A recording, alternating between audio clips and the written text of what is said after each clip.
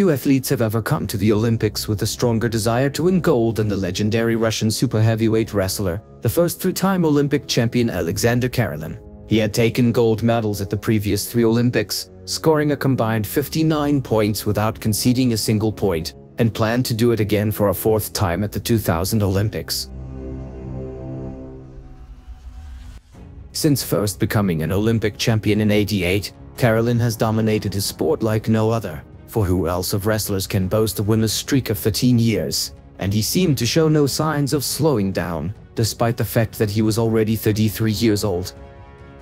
At the Sydney Olympics, his path to the finals was a familiar succession of victories, where no opponent managed to take a single point away from him. 4 years ago, Karelin competed in Atlanta against opponents who hoped he was no longer the best, but their hopes were dashed. Now it seemed that Karelin was in the mood to prove his critics wrong once again.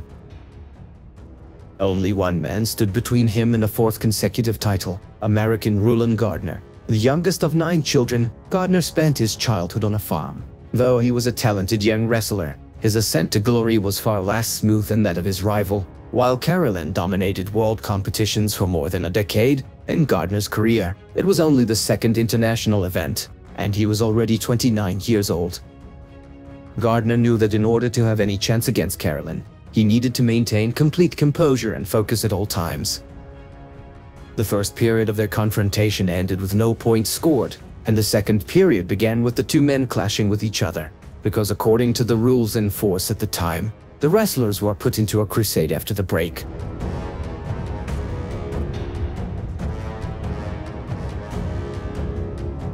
Then the most unbelievable thing happened, the mistake of Karelin. He was the first to open his hands, which was a violation of the rules, and entailed a penalty of 1 point. Gardner realized this was his big chance. He went into defensive mode and blocked every attack by his opponent. For 5 minutes, Karelin went at Gardner, and Gardner held him down, clinging to an amazing victory that also entailed one of the greatest losses ever seen in both the Olympics and the history of Greco-Roman wrestling.